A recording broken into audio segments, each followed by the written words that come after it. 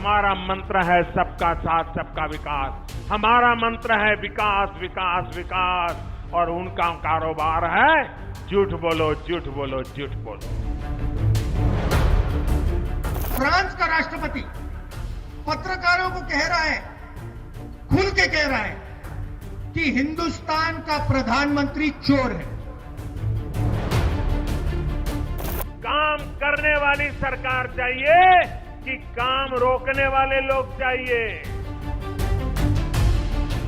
आज के भाषण में नरेंद्र मोदी जी ने नोटबंदी की बात क्यों नहीं की? गलती से कर देते ना, भीड़ भगा देती स्टेट से। नीरव मोदी 35,000 करोड़ रुपए लेके भाग गया। मेहुल चौकसी 35,000 करोड़ रुपए लेके भाग गया। विजय माल्या 10,000 करोड़ रुपए लेके भाग गया। ललित मोदी लाइन लगी हुई है। चुनाव में लड़ रहे कांग्रेस का लोग जवाब दें कि आप उन अर्बन माओवादियों की रक्षा के लिए बयानबाजी करते हो। आइए, आपके सपने हमारा पसीना, आपके सपने हमारा पुरुषार्थ, आपके सपने हमारा संकल्प। आओ मिलकर के चल पड़े। नमस्कार, मैं हूं श्वेता सिंह। मध्य प्रदेश, राजस्थान, छत्तीसगढ़, इन तीनों राज्यों में आज भी मुख्य चुनावी मुकाबला दो पार्टियों के बीच होता है, कांग्रेस और बीजेपी। इन तीनों राज्यों की फितरत अलग अलग है, लेकिन इसके बावजूद कुछ चीजें ऐसी हैं जो इन मुकाबलों को दिलचस्प बनाती हैं। मसलन यह कि इन तीनों राज्यों में अभी बीजेपी की सरकार है, और जब पिछले आम चुनाव हुए थे तो यहां की 58% जो लोकसभा की सीटें हैं वो बीजेपी को मिली थी। इसमें कोई शक नहीं कि 2019 का सेमीफाइनल अगर इन मुकाबलों को कहा जा रहा है तो यह सही है। राज्यों के चुनाव क्या 2019 के नतीजे का पूर्वानुमान होंगे? क्या ये चुनाव मोदी बनाम राहुल हैं? क्या इन चुनावों के परिणाम इन नामों का दबदबा तय करेंगे? आइए चुनावी राज्यों के माहौल के आधार पर ढूंढते हैं इन सवालों के जवाब और जानते हैं कि इन सबसे महत्वपूर्ण इलेक्शंस में कैसा है वोटरों का मिजाज। अब अभी तो सरकार में बीजेपी है, तो ज़्यादातर बातें जो प्लान्स है वो उन्हीं से निकल के आते हैं, तो उनका ऑब्वियसली उनका पलड़ा थोड़ा भारी है। मोदी जी का जो किए गए वादे हैं वो उसमें सफल नहीं हो पाए, इसलिए हमें राहुल गांधी के ऊपर ज़्यादा भरोसा नज़र आ रहा है और आम आदमी को भी उन पर ज़्यादा भरोसा दिख रहा है। मोदी जी अच्छे लगे तब तो उनको लेके आए थे, अब वो बुरे काम करने लगे तो बुरे लगने लगे। किसी भी प्रकार से मोदी जी का मुकाबला राहुल गांधी से हो ही नहीं सकता है, क्योंकि जहां मोदी जी का कद इतना बड़ा है, इनकी सोच इतनी बड़ी है, और जहां मोदी जी का विजन खत्म होता है वहां राहुल गांधी चल नहीं पाएगा। एक और बीजेपी के 3 हाई प्रोफाइल मुख्यमंत्रियों के चेहरे हैं, दूसरी तरफ कांग्रेस जो बिना चेहरे के, या यूं कहें कि कई चेहरों के साथ इन राज्यों में चुनाव लड़ रही है। इसीलिए मुकाबला चाहे अनचाहे मोदी वर्सेस राहुल का ही बन गया है। 2013 में बीजेपी ने न सिर्फ ये 3 राज्य जीते थे, बल्कि आम चुनावों में राजस्थान के 25 में 25, मध्य प्रदेश के 29 में 27 और छत्तीसगढ़ की 11 में से 10 सीटें बीजेपी ने जीती थीं। लाजमी है कि यहाँ के नतीजों के आईने में 2019 का पूर्वानुमान देखा जाएगा। निश्चित रूप से सेमीफाइनल ही है, अब इसके बाद कोई चुनाव नहीं है। और दूसरा ये है कि यहाँ सीधी बीजेपी वर्सेज कांग्रेस की लड़ाई है मोटे तौर पे, तो कांग्रेस इमर्ज कर पाती है मोदी के मुकाबले कि नहीं, यही देखना असल में सबसे बड़ी बात होगी। पर 5 सालों में बहुत कुछ बदला है। 2014 के बाद से हुए उपचुनावों में बीजेपी विरोधी दलों से एक भी सीट नहीं छीन पाई, उल्टा खुद की 9 सीटें गंवा दी। 2014 की 282 सीटों से गिरकर 273 पर आ गई। तो क्या मोदी लहर अब उतनी सशक्त नहीं? क्या राहुल गांधी अपने आप को विकल्प बना पाए हैं? क्या ये टक्कर सचमुच मोदी वर्सेस राहुल है? राहुल गांधी सबसे अच्छी बात यह है कि वो गांधी फैमिली का है, और सबसे खराब बात है कि वो गांधी फैमिली के क्यों है। ये राहुल गांधी वर्सेस नरेंद्र मोदी बोल सकते हैं इसको। आपका क्या सोच है? मैं भी यही सोचता हूं कि राहुल गांधी और वर्सेस मोदी ही है ये। राहुल गांधी अभी ये कहना चाहिए कि उनको ज़्यादा समय नहीं हुआ है, उनको अभी देश के लोग समझ नहीं पाए हैं। फिर भी मेरे को लगता है राहुल गांधी जो वक्तव्य जो करते हैं, जल्दबाजी करते हैं, वो पूरी तरह से स्टडी नहीं करते। देश को की जनता को अभी रोजगार चाहिए, इंफ्रास्ट्रक्चर चाहिए, डेवलपमेंट चाहिए। ये सब चीज़ें हिंदू मुस्लिम मंदिर मस्जिद इन चीज़ों से जनता को कोई लेना देना नहीं है। राहुल गांधी और नरेंद्र मोदी में मेरे को राहुल गांधी को एक बार इस चांस देना चाहिए। हम भी देखना चाहते हैं कि वो भी एक युवा नेता है, किस तरह देश का विकास कर सकते हैं। नई विधानसभा चुनाव में राहुल गांधी और नरेंद्र मोदी का चुनाव नहीं समझते। जो विधानसभा चुनाव होते हैं प्रदेश स्तर पर होते हैं और प्रदेश स्तर के नेता में जो अच्छाइयाँ या बुराई होती है उस आधार पर होता है। आज की राजनीति की हकीकत ये है कि सत्ता विरोधी लहर के समकक्ष प्रो इनकम्बेंसी यानी सत्ता के पक्ष में भी लहर होती है, वरना शिवराज सिंह चौहान और रमन सिंह चुनावी चौका लगाने का प्रयास नहीं कर रहे होते। साथ ही बाय इलेक्शन नतीजों के साथ साथ समूचे देश में बीजेपी के विस्तार को भी आंकना होगा, जहां नरेंद्र मोदी का नाम और बुलंद होता चला गया। यूपी में हमारा पूर्ण बहुमत था, हमने साथियों को सरकार में लिया। केंद्र में हमारा पूर्ण बहुमत है, साथियों को सरकार में लिया। त्रिपुरा में हमारा पूर्ण बहुमत है, हमने साथियों को सरकार में लिया। आसाम में हमारा पूर्ण बहुमत है, हमने साथियों को सरकार में लिया। छोटी से छोटी पार्टी को हमने रिप्रेजेंटेशन दिया है। इसीलिए परीक्षा भले ही बीजेपी के मुख्यमंत्री चेहरों की हो, लेकिन नाम नरेंद्र मोदी का ही रहेगा। साफ तौर पर अगर 3 राज्यों में तीनों की तीनों बीजेपी जीत जाती है तब तो कोई मुश्किल ही नहीं है। अगर 3 में से 2 में जीत होती है तो नरेंद्र मोदी के नाम का दबदबा रहेगा, पर अगर 3 में केवल 1 में जीत मिलती है या 1 में भी जीत नसीब नहीं होती है तो पलड़ा दूसरे पक्ष का भारी हो जाएगा।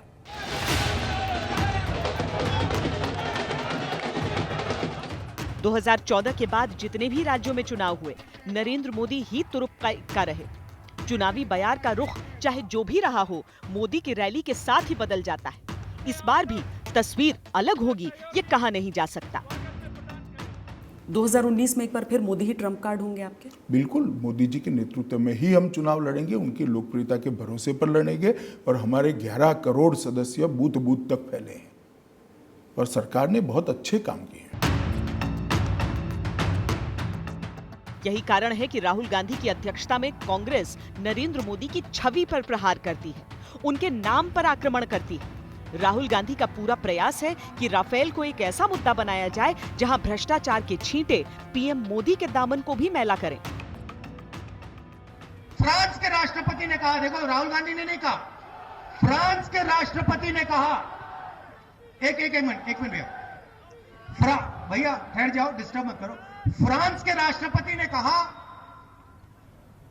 पत्रकार ने उनसे पूछा, कहा कि देखो अनिल अंबानी को ये हवाई जहाज का कॉन्ट्रैक्ट आपने क्यों दिया?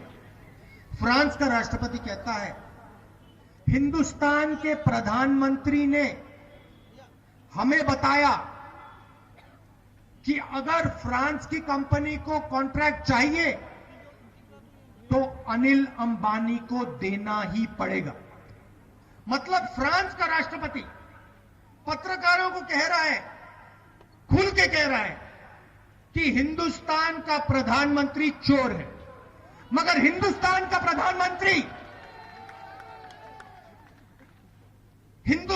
प्रधानमंत्री एक शब्द नहीं कह रहा है।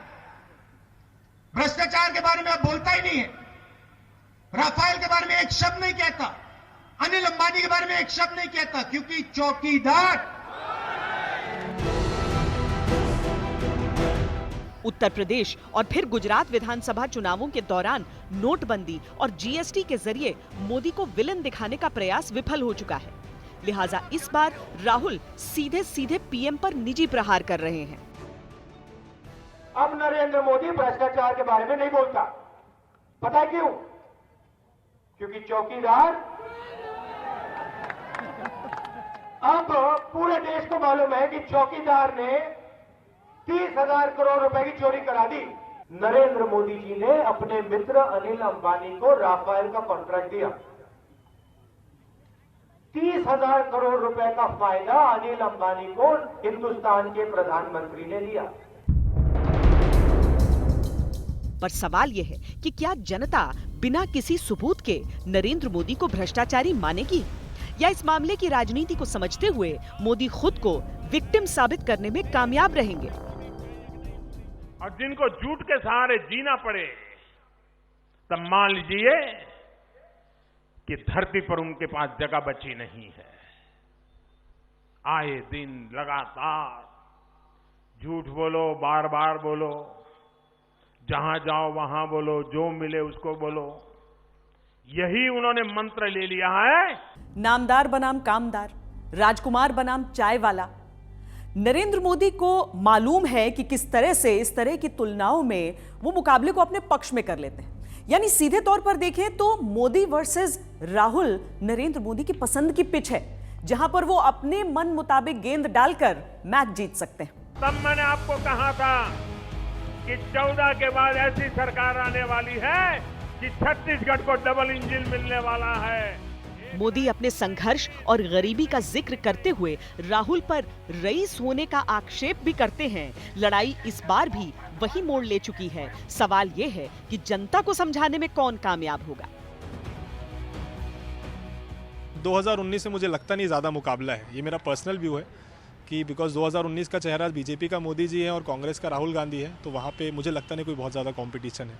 जनता बदलाव चाह रही है और बदलाव राहुल गांधी जी ने जो योजनाएं लाई है युवा वर्ग के लिए जो किया है, और उसके लिए राहुल गांधी को जनता पसंद भी कर रही है और निश्चित तौर पर 2019 में राहुल गांधी की सरकार बनेगी। मोदी ने काम अभी कुछ अच्छे किए हैं, देश का नेतृत्व तो अच्छा है। मोदी के नाम, मोदी जब से आया तब से हमारे देश की छवि आगे अच्छी हुई है। मोदी जी की ये खूबी है कि वो बातें बहुत अच्छी करते हैं, जनता को सपने बहुत अच्छे दिखा देते हैं।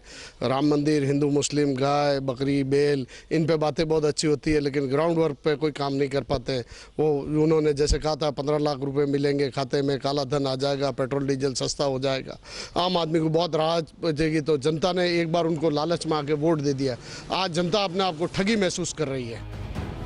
कांग्रेस के सामने दो मुश्किलें हैं। अव्वल ये कि महागठबंधन में जाने राहुल गांधी को नेता के तौर पर कबूल किया जाएगा या नहीं। दूसरा ये कि वो मोदी को मन मुताबिक खेलने नहीं देना चाहते। राज्यों के चुनाव अगर स्थानीय मुद्दों पर लड़े जाएं, तो बीजेपी को बैकफुट पर धकेलना ज्यादा आसान हो सकता है। इसीलिए मोदी वर्सेस राहुल के नैरेटिव से कम कांग्रेस बचना चाहती है। देखिए, वो नैरेटिव तो बचने की कोशिश करे या न करे, नैरेटिव बन गया है। बन गया है इसलिए कि आप देखिए राहुल गांधी की आप जो कैंपेन देखिए पिछले 6 महीने से, या कम से कम कहें गुजरात चुनाव से अगर आप शुरू करें, विधानसभा चुनाव से, तो वो हमला उनका सीधा सिर्फ मोदी पर होता है। तो अगर आप मोदी पर अटैक करते हैं तो मोदी बनाम राहुल तो बनेगा ही। ये राज्यों का चुनाव है, विधानसभा का चुनाव है, स्थानीय मुद्दों पर राहुल गांधी का जोर कम। अभी भी मोदी उनके लिए सबसे बड़ी ताकत हैं, सबसे बड़े स्टार हैं, और उनकी तुलना में राज्यों के मुख्यमंत्री काफ़ी छोटे हैं। किसी भी पॉलिटिकल पार्टी में, वो बीजेपी हो या कोई और पार्टी हो, उसका जो सबसे लोकप्रिय नेता है, चुनाव में सबसे ज़्यादा ज़रूरत उसकी होती है। एक समय था कि कांग्रेस में नेहरू, इंदिरा गांधी, राजीव गांधी, तो ऐसा नहीं है कि वो लोग विधानसभा चुनाव में कैंपेन करने नहीं जाते थे। तो जो आपका सबसे लोकप्रिय और सबसे विश्वसनीय चेहरा है, उसको आप चुनाव में ज़रूर उतारेंगे। अतीत के नतीजों और अनुभव को देखते हुए ये स्पष्ट तौर पर कहा जा सकता है कि बीजेपी की हार और जीत के बीच प्रधानमंत्री नरेंद्र मोदी ही खड़े रहेंगे। यही कारण है कि अपनी सभी रैलियों में राहुल गांधी स्थानीय मुद्दों का जिक्र नहीं करते, बीजेपी के मुख्यमंत्रियों का नाम नहीं लेते, बस मोदी का नाम और मोदी की नीतियों पर ही निशाना साधते हैं। मोदी जी आते थे पहले और हर भाषण में 2-3 चीजें कहते थे। 15 लाख रुपए हर बैंक अकाउंट में डालने का वायदा किया था। यहां पे कोई एक व्यक्ति है जिसको 15 लाख रुपए बैंक अकाउंट में मिले हो? कोई यहां? अच्छा छोड़ो, 15 लाख छोड़ो, यहां पे कोई ऐसा व्यक्ति है जिसके बैंक अकाउंट में मोदी जी ने 5 रुपए डाले हो? 2 करोड़ युवाओं को रोजगार देने की बात करते थे। यहां पे कोई रोजगार किसी को मिला है? किसानों को सही दाम देने की बात करते थे, कर्जा माफ करने की बात करते थे। 4 साल 4.5 साल हो गए, कर्जा माफ हो गया। तो एक के बाद एक झूठ बोलते हैं। अब तक के चुनावी नतीजों से ये सोच बनी है कि नरेंद्र मोदी के नाम और अमित शाह की सोच को हिंदी पट्टी में मात देना मुश्किल ही नहीं, नामुमकिन है। लेकिन राजस्थान, एमपी और छत्तीसगढ़ में इस बार जो स्थिति है, सही मायने में नाम और दिमाग के करिश्माई समीकरण की असली परीक्षा इसी बार है। 11 दिसंबर को इन चुनावों के नतीजे आने, जिसके लगभग 6 महीने बाद आम चुनाव होंगे। लाजमी है कि अभी से ही मोदी वर्सेस राहुल का टोन सेट हो गया है। रुक रहे एक छोटे से ब्रेक के लिए। ब्रेक के बाद आपको दिखाएंगे कि सर्वे क्या कह रहे हैं। नतीजों में कांग्रेस का पलड़ा भारी है या फिर बीजेपी का। 5 राज्यों के चुनावों से पहले अलग अलग सर्वे किए गए हैं मूड भांपने के लिए। आइए उन सर्वेज के नतीजे पर एक नजर डालते हैं। विधानसभा चुनावों से पहले कर्नाटक उपचुनाव के नतीजे आए, जिनमें 5 में से बीजेपी केवल 1 सीट पर जीत हासिल कर पाई। हाल ही में विपक्षी गठबंधन के संकेत भी कुछ और प्रबल हुए, जब एनडीए के पुराने साथी चंद्रबाबू नायडू ने राहुल गांधी से मुलाकात की। Every institution, all these things are in danger. It is our responsibility to join together to protect this nation and also save democracy and also save constitution, save institutions. That is the mission I came here. I am very happy. He extended all the cooperation. I need his guidance continuously.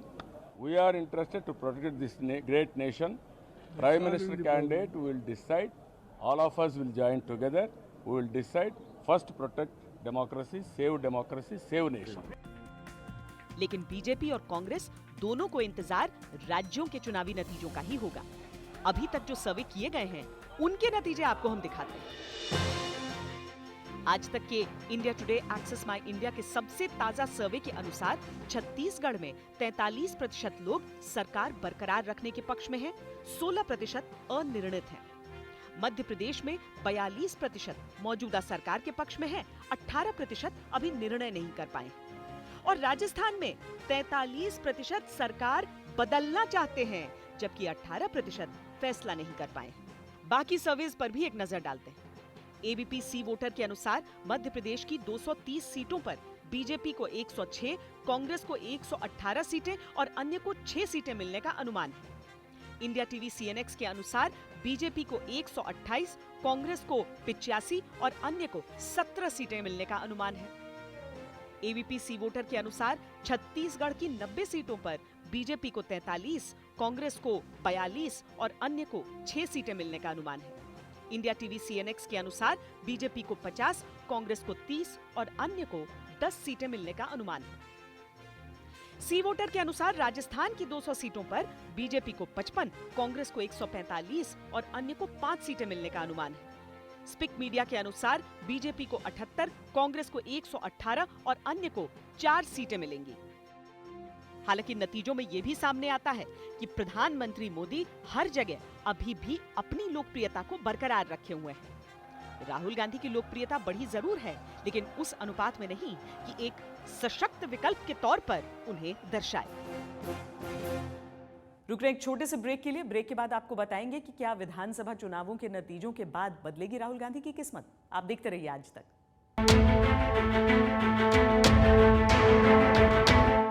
अगर आपको हमारा ये video पसंद आया है तो आप भारत तक को सब्सक्राइब कर सकते हैं। साथ ही लाइक कीजिए हमारे वीडियोस और शेयर कीजिए।